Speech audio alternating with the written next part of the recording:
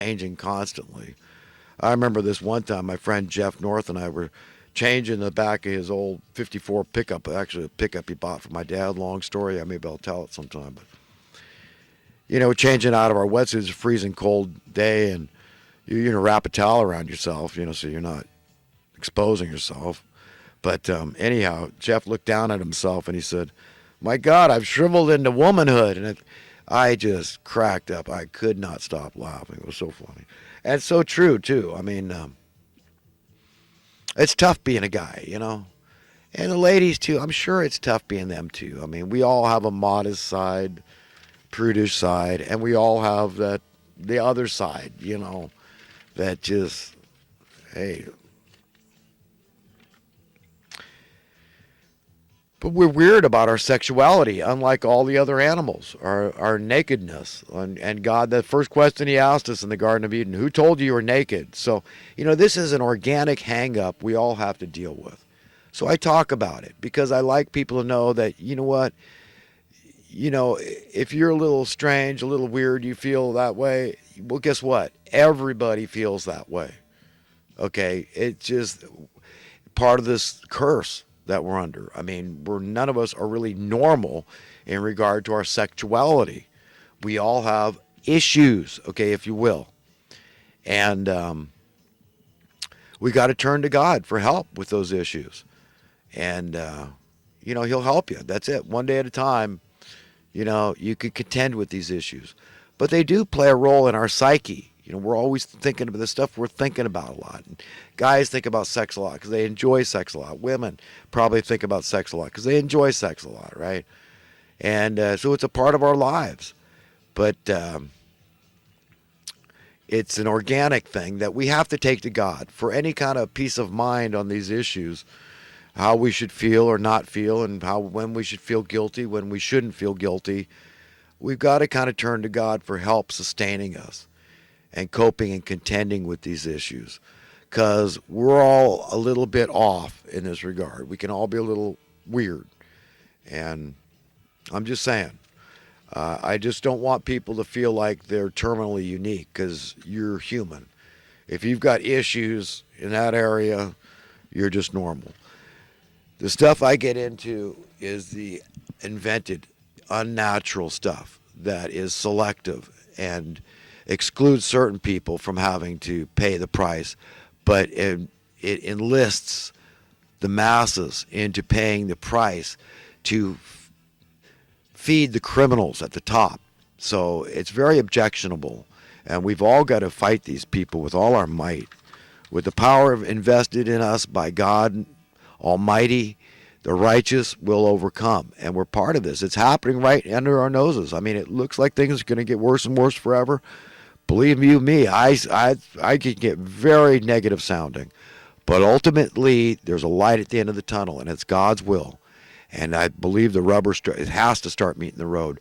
God's going to start demanding that we start ending some problems that are very endable, fixable. And it's going to get tougher and tougher for all those that want to keep the problems intact, namely desperate poverty, because it drives the vast majority of the jobs in society. Crazy as that sounds, that's the paradigm of madness that's been shoved down our throats from birth, and we've been trained to accept it as normal. We're in so deep. We're in so much trouble down this demonic rabbit hole toward hell, my friends. God help us all, and I mean that with every fiber of my being. God help us all to see the light and just pray for the strength that God only can give us to fight this good fight and keep speaking truth to power like a spark that ignites another spark in somebody else, and it becomes irresistible. We all become enlightened and empowered and say under no uncertain terms to these evildoers, we're taking over, man. We're parenting you. You're going down. We're uniting. We see what you've done to us. We know how you did it to us, and we're taking over this thing.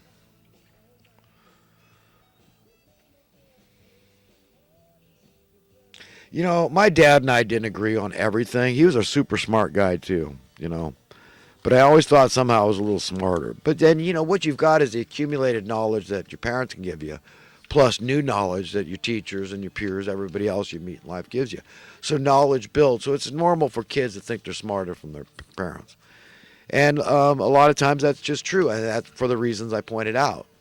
That they could take everything their parents taught them and then combine that with stuff they learned from other parents and teachers and other people they meet, and then they are smarter. So, it's like reading a book. This guy spent his life teaching, like Adam Smith in his book, The Wealth of Nations, and you could just learn it all. So you've got all that knowledge and then whatever else you can build on. You understand how this works? So knowledge accumulates. So we actually do get smarter. And,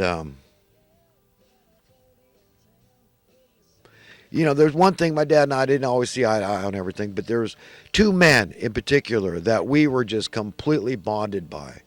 And one of them was JFK. It ticked him off, and to this day, I'm still ticked off about it.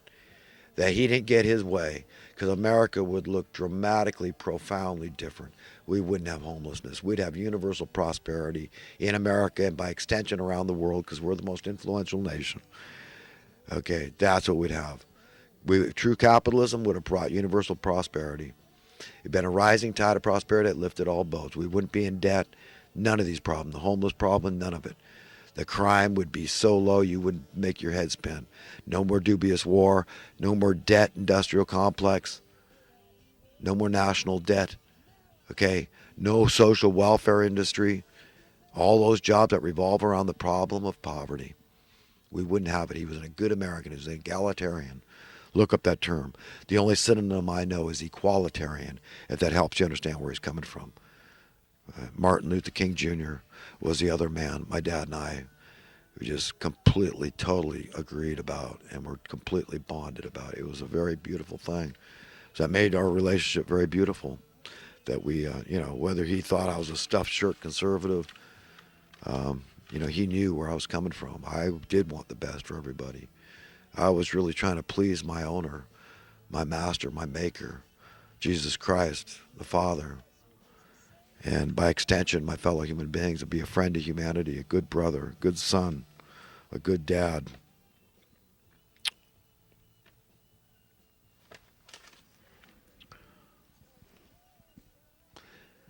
What Shakespeare said about names, a rose by any other name would smell sweet. I don't know. I might have already talked about this. But we ought to be able to pick our own names. Yeah, I did already talk about that, didn't I? See, I watch this Kaiser report all the time. I suggest everybody does. They put out about 3 shows a week, and they talk about this Cantillon Effect. Where the money where it first comes out of the spigot. That's where people are enriched, and it trickles out from there. And they cause the prices to rise. They cause the cost of living to go up. See, if somebody in your neighborhood is flush, or they're able to take money out of the bank and keep on spending it, even though it's debt, okay, when they start extracting rents or however they use it, then it goes in their pockets, and they're raising the bar. They're raising the cost artificially by regulating stuff on their terms. It's like owning all the diamonds in the world. It doesn't matter if it's one guy that owns it or a billion guys that own the diamonds. If they're all working in lockstep, in collusion, in concert with each other, they control they control how fast they release them. That's what they've done with housing. You understand what they've done? And then they put artificial demand on stuff by bringing in countless immigrants. You understand? They're not the homeless ones. We always see it's typically white men, more and more white women out there that are suffering out in the cold and dying often. And we're saying we're just, kicking the can down the road, passing the buck, blaming somebody else, saying, it's a complicated problem. And this, and no, it isn't. You're all a bunch of liars and cheaters, disingenuous thugs. I mean, you're on the highway to hell. I don't know what to tell you. Repent or perish. But you're lost souls. You're not going to be found worthy and deserving of inheriting a better world. That's a world that's okay with you. Well, maybe God's going to give that to you. And you get to be stuck with like-minded people, just like yourself, aggressive, assertive investors, right? that just want an advantage over others, and they'll screw you before they get screwed sort of attitude, cutthroat, step on toes, of course. Elitists, hypocrites. You get to be with all those kind of people that don't care about people, that care about profits before people, that are willing to shave off part of their conscience just to have temporal, ephemeral riches, this world, i.e., plenty of money, lots of dough, and not care about others. Well, I did it honorably. I went to college. I got a good education. What I do is good. I'm a giver. I do good things. I serve humanity. And of course, hey, listen, I'm not saying. But when you just pay those prices as they go up, while they're breaking the back of other people, the straw that broke the camel's back, I'm making reference to, you understand how you're hurting people by your willingness to keep paying ever higher cost of living, the debased money that's worth less and less, and saying somehow that's okay? How can you? How can you justify the Labor Department not giving commensurate cost of living adjustments to minimum wage workers? That's like condoning giving them pay cuts throughout the years. Is that okay? No, it's not okay. But this Cantillon Effect that nobody's ever heard of, they'd never mentioned on mainstream media, but you can look it up, and I know Stacy's into this and pointing this out. She sees clearly how this is a part of it. But yeah, I mean, they print money, they borrow money, they put the people in debt, they've got all the money. So the culprits that are causing the problem, the debasement of the money through raising our cost of living, they don't give a crap, because they'll just take 10 times more. They'll cause the problem and then say, well, I need this to fix it, but I'll take more than that. I'll take that, and then 100 times more than that. I rob you blind right into your nose, and it's legal. I can get away with it.